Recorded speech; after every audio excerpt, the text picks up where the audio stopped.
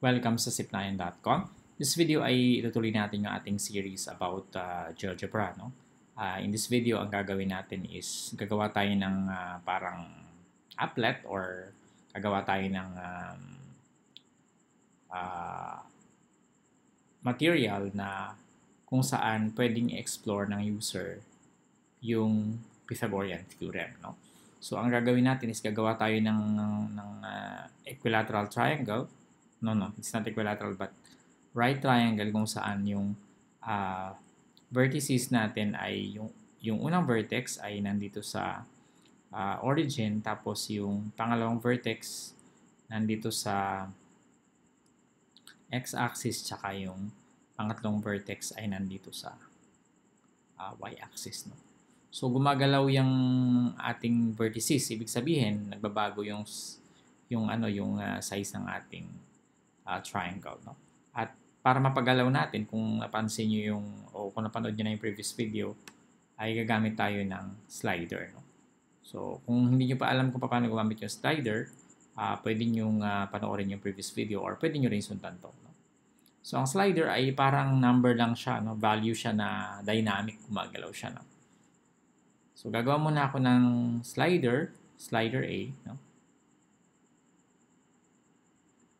Tapos, 0 yung aking minimum. And slider B, kinlik ko na to, tapos kinlik ko dito sa drawing pad. No? So, magiging 0 din ang minimum ko, tapos 5 yung aking maximum. Now, kung gusto kong iusod ng konti itong window na to para nandito banda yung origin. So, pwede kong gamitin yung Move Graphics View. So, click ko lang yan, tapos i-drag ko lang yung window. No? So, hindi ko naman kasi masyadong kailangan yung ibang quadrants. Kailangan ko lang yung first quadrant. Okay? So, ang gagawin ko ngayon is magpa-plot muna ako ng point. Ito yung aking isang vertex sa origin. So, pag nag-plot pala kayo ng point, pwede nyo i-type yung coordinates, no? For example, 0, 0. Or kung gusto nyo lagyan ng pangalan, pwede nyo lagyan ng, yung name niya, lagyan nyo sa una. For example, I want this to be C, no? Point C. Then, ilalagay ko lang yung C equal, and then, yung 0, 0 na may close and open parentheses, no? And may comma sa gitna.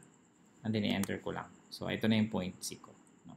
Of course, I can still use the point tool, no? Pero kaya natin ginagamit ito kasi tinuturuan ko kayo paano mag-plot ng point, no? Using GeoGebra. No? Okay, so ganun lang. It's either you type the coordinates, no? Kung paano nyo siya sinusulat, o kaya kung gusto nyo lagyan ng pangalan, no? Lagyan niyo ng the letter and then equal sign and then yung coordinates, no? Of course, kung hindi nyo nilagyan ng pangalan, automatic ay gagawin niya ni GeoGebra na A, no? Kasi nag-alphabetize yan. So, first point, kaya gagawin niya ng malaking letter A. Okay? So, dito ko ilalagay itong C. I-drag ko ng konti yung C dito banda. Second, I want to I want to draw a point dito, no? Point A, dito.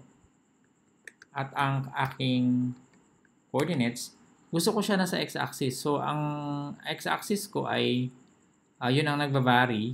Tapos, ang y ko palaging 0, di ba? So, ang gusto ko ang coordinate ng x-axis ko, yung value ng a dito. So, pwede kong ilagay na a, whatever the value of a here. Oops, sandali. Let a equals, yung maliit na a is the value here, no? A and then comma 0, no? So, tapos i-enter lang natin.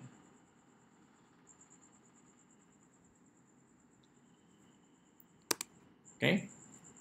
So, ito na siya. Ito yung point A natin. And kung mapapansin nyo, pag ginalaw ko to, no? The value here, 2.98, yun yung coordinates nito, no?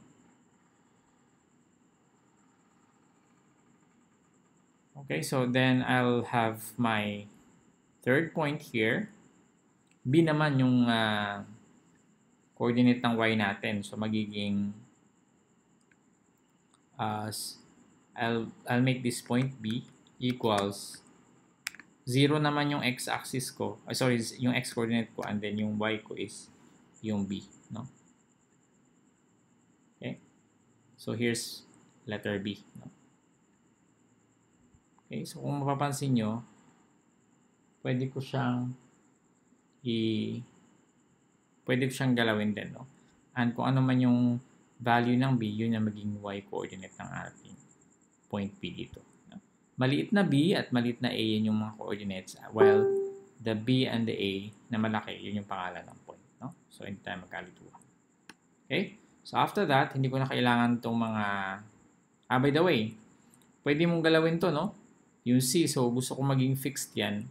Ayoko siyang accidentally na magalaw. So, ang gagawin ko is right-click ko siya and then click ko lang yung object properties. Hindi nyo na nakikita, no? But I'll click object properties. And dito sa basic tab, lalagay ko lang yung fixed object, no? So, sigurado yan na hindi na siya magagalaw. No? So, yung fixed object, ginagamit natin siya pag ayaw natin accidentally magalaw yung isang object, no? Okay? Next ay ayoko na o hindi ko na kailangan yung grid at saka hindi ko na rin kailangan yung axis. So, ni-remove ko na siya. Ang kailangan ko na lang ay kailangan kong gawin ay ang mga sides ng aking triangle. So, iko-connect ko lang yan using the segment tool from C to A, from C to B, and from B to A, no? So, right-click ko lang yan yung dalawang points. So, I have my triangle, no? Next, ang gagawin ko is gusto ko malaman yung relationship ng mga areas ng square, no? This is the Pythagorean theorem, by the way, no? Hindi ko alam kung nabanggit ko bago magsimula yung video, but this is the exploration of Pythagorean theorem. So, gusto ko magkaroon ng side na square o square sa mga sides nito, no? So, square dito, at square dito.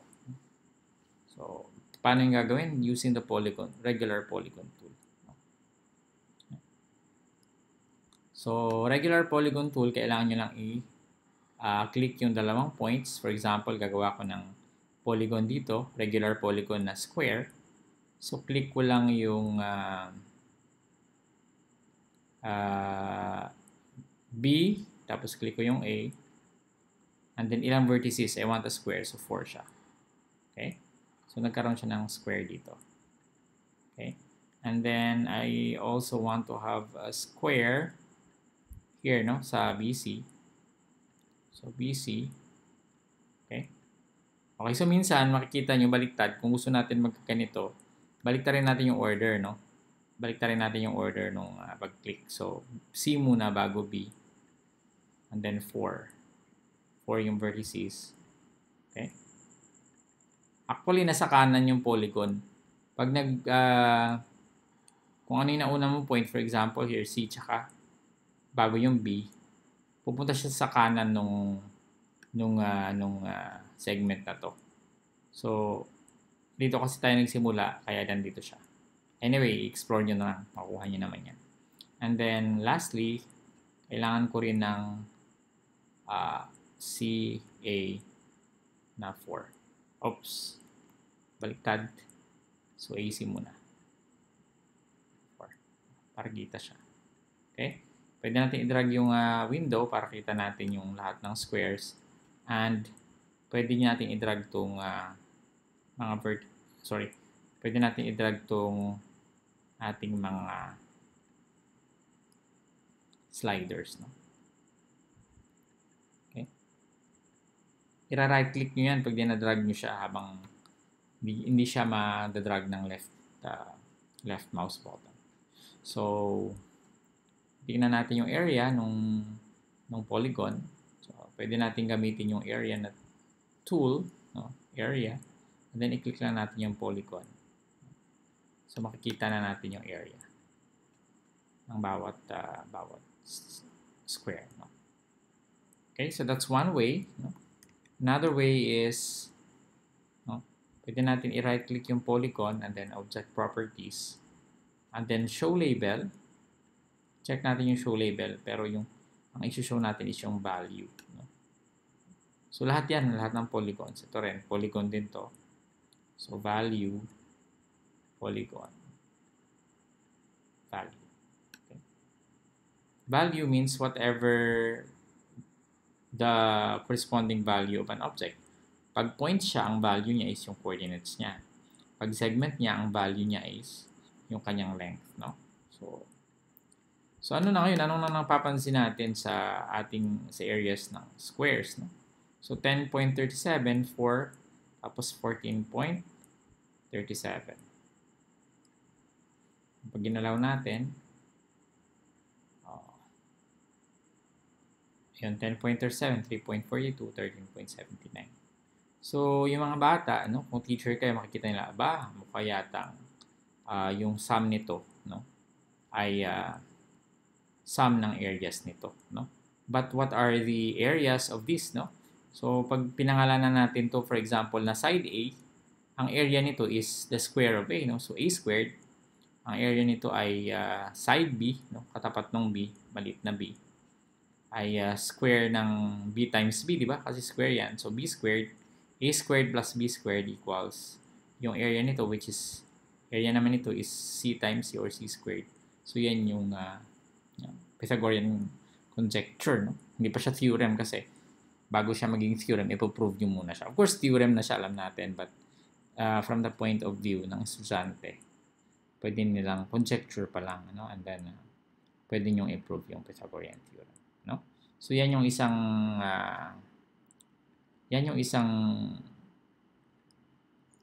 kagandahan ng slider, no? Hindi na kayo gagawa ng maraming squares o maraming rectangles. Just okay, may tatanong ako sa inyo, 3.42 ito, 3.8, bakit siya 7.23? So parang hindi siya nag-add, no? Ang sagot dyan is nagra-round off kasi yung software. Kaya kailangan pa rin natin ng proof kasi hindi naman lahat yan lahat ng cases, no? There are infinitely many cases. Merong square o merong right triangle na kasinlaki ng planet or kasinliit ng atom. So, hindi natin yan masusukat. Kaya kailangan natin ng proof for all possible triangles. Kasinlaki man yan ng universe o kasinliit man yan ng atom. Okay? So, yan yung beauty ng proof. Okay, so a recap, just a recap for what we have learned in this tutorial. Gumamit tayo ng regular polygon tool. Gumamit din tayo ng slider, which is pinag-aralan din natin sa previous video. Gumamit tayo ng area tool, no? At I think ang magandang natutunan natin ngayon at ang pinakabago is paano ba mag-plot ng points, no? Tina-type lang natin yung coordinates. Okay, nilalagyan natin ang pangalan, tapos equal sign, and then the coordinates. Gusto na siyang pangalanan ng iba. Okay? Of course, you can always rename, no? By right-clicking the points, no?